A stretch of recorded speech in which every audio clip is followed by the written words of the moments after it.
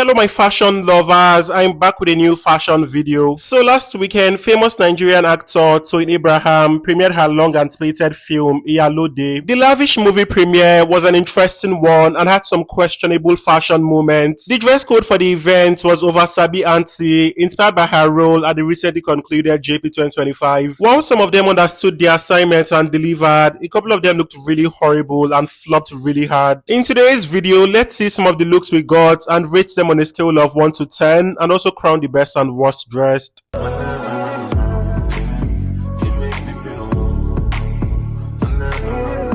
So starting strongly, we have famous chef Ifeoma, also known as Ife's Kitchen. So she had on this assemblage by First Lady NG and her look was styled by Benny Styling. Her look included this denim gown with clean embroidery and embellishments and also featured exaggerated sleeves. She paired the gown with this dramatic gele that boldly reflected the theme and a pair of Moa Be stilettos that complemented the gown. She completed the look with delicate jewelry sets and this gorgeous clutch that elevated the look. So when you think of over-sabi aunties, you think of African aunties that are super dramatic and love exaggerated looks. I like how she redefined the classic Yoruba costume with denim instead of the typical ashoke. I also like the exaggerated details and how they delivered the essence of the theme. The entire look was quite edgy and an interesting interpretation of the theme. I would rate this look a solid 8 out of 10. Next, we have Bimbo Admo in Mary J. Black, styled by her go-to stylist, Mickey Creates. So she gave us a unique interpretation of the theme in this all-black ensemble. The ensemble included a fitted black midi-sheer dress, styled with a flamboyant hat and a matching jacket. She completed the look with a pair of dark shades and a few jewelry that brought a bit of sparkles. So according to her, this was a 9-minute look that was quickly put together by her stylist and it's so obvious. So her original look turned into a case of what I ordered versus what I got. So she basically had a fashion emergency and this was her only option. So I don't really like anything about this look aside the silhouette of the jacket and probably the handcrafted hat. The entire look felt a bit bland and had no exciting factor. The look also felt very out of place and did not reflect the theme well and it's a mid look overall. I would rate this look a solid 5 out of 10.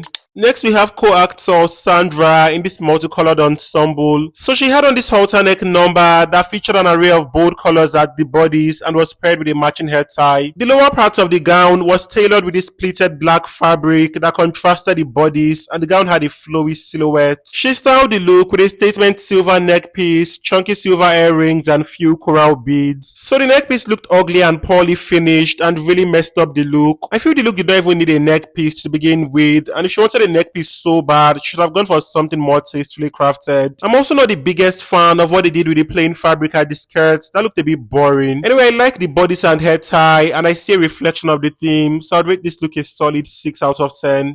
Next, we have content creator Kiki in this strapless ball gown by her Cost collection. So her look included this gown with a lace bodice embellished with sequins and floral appliques. She styled the gown with a pair of blue satin Moa Be stilettos, gold jewelry and a pair of tinted glasses. She completed the look with this unique hair tie that crowned the look and gave the look a funky feel. So I like how she played with different fabric textures and colors and I really like the structure of the gown. The entire look combined different elements and felt very young and lively. I like the fact that she always gives us something interesting with her looks and she's not very predictable. This look was very glitzy and exciting and also a bit edgy. I would rate this look a 7.5. Next, we have Nollywood actor Kawwali in Kawwali clothing. So he had on this clean brocade agbada jacket with floral motif. He paired the agbada with matching kaftan splattered with embroidery alongside knee-length pants. For accessories, he opted for a couple of traditional beads and gold jewelry and a pair of patent leather mules. He crowned the look with a matching filler and completed the look with this regal walking stick. So his assemblage was neatly tailored and detailed and had a cool color scheme. I feel the jewelry lacked that regal aura the look needed and more lengthy beads would have been a better option. There's something quite flat about the neck pieces and I wish the beads had more personality. Anyway, he kind of exuded royalty in this piece and I like the fabrics he used. It's a solid 7 for me. Speaking of royalty, we have Her Royal Majesty Vicky James in custom shaped by Nelson. So she had on this gorgeous number with exaggerated sleeves, beautiful embroidery and embellishments. She styled the look with a custom hand fan with embroidery and embellishments that matched the dress alongside a pair of drop earrings. So firstly, I love the choice of color on her as well as the ginger finger waves which tied the look together. I feel the hair was such a risky choice but really complemented the gown. I believe the look was by a Ghanaian designer and we see elements of the Ghanaian culture with the choice of colors. Vicky looked so graceful in this piece and crystal clearly reflected the theme. I like how they paid attention to detail with the embellishments and styling, and I like how the accessories balanced the look. She was also there with her man Femi, who had on this custom agbada by Tochini that matched her look. So his agbada featured beadwork that complemented Vicky's dress and was paired with this embroidered filler. He styled the look with a pair of embellished suede shoes, dark shades, few jewelry and a walking stick. So I like his choice of color and how he styled the look, but the beadwork did not do much in my opinion. I would have preferred actual beaded jewelry for this look instead of this beadwork. Anyway, other aspects of the assemblage looked well done and he looked very dashing in this assemblage. They both looked very cohesive as usual and I'd rate his a solid 7 and hers an 8. Next, we have content creator Sophia, aka Soso. So she had on this orange organza bubu gown with a floral illusion. She styled the gown with few dainty jewelry and completed the look with this beautifully knotted headpiece. So it's a very predictable look and quite underwhelming for the theme because this is not extra. When you think of a basic African auntie look, this is what comes to mind. There's no wasabi going on here. It's giving regular Sunday outfit, it's giving minimum effort, but she looked really beautiful though. I like how she blended orange and brown and I like the bold illusion and how she knotted the hair tie. It's not an exceptional look but it's not terrible either, so I'd rate this look a solid 6 out of 10. Next we have Ifeoma who interpreted the theme so literally. So she had on this ill-fitting Iran buba paired with a badly knotted gele and this matching stuff around her waist. She styled the look with a Louis Vuitton monogram bag and a pair of sparkly stilettos. She completed the look with gold hoop earrings, a gold neck piece and this questionable makeup. So looking at her alone, you can tell she's portraying a true oversabi auntie that doesn't give two flying F's about fashion or looking good. With the way she's counting the cash, you can tell she's a greedy auntie that would hide food in her fake designer bag and take to her kids. I love how Ife interpreted the theme and executed this look with attention paid to every single detail. She clearly made a statement in this piece. It's giving oversabi, it's giving I like doing the one they did not send me, and it's a solid 8 out of 10 for me. Next, we have famous actors Toyos Daniel Etim Efyong. So Daniel had on this embroidered cropped shirt paired with high-waisted wide leg pants. He styled his look with black beads and a walking stick and completed the look with his hat. Toyos, on the other hand, obviously did not want to be there and so she gave us nothing. I don't think she was even trying to be on theme at all because I see zero interpretation of the theme. Even with the theme aside, it's still a very boring look for a movie premiere. Daniel's look, on the other hand, was quite interesting and gets a 6.5. While hers gets a 3.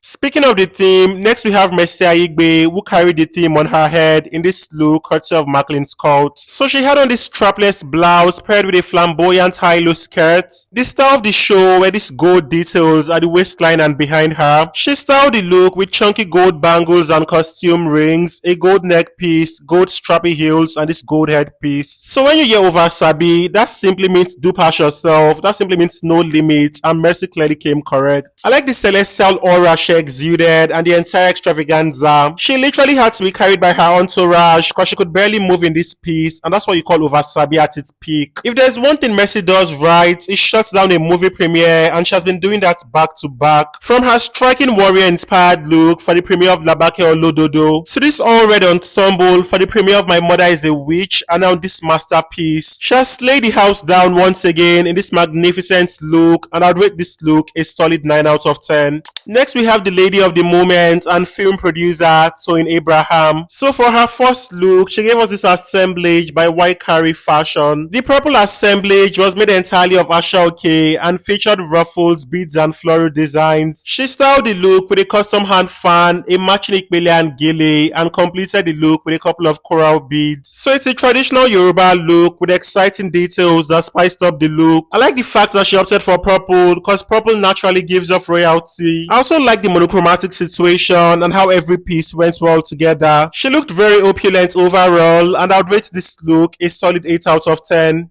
Next, we have her second look, which was this gorgeous pink number, also by Waikari Fashion. So the dress had an off-shoulder neckline and exaggerated silhouette. She styled the dress with a pair of see-through heels and diamond-encrusted jewelry that complemented the crystals on the dress. The look was completed with this sleek bridal updo that crowned the entire look. So she looked very vibrant and bubbly and was serving after-party glamour. I'm not the biggest fan of her choice of shoes, but I liked every other accessory and I loved her glam. It's a very pretty look and clearly suitable for an after party. I would rate this look a solid 7 out of 10.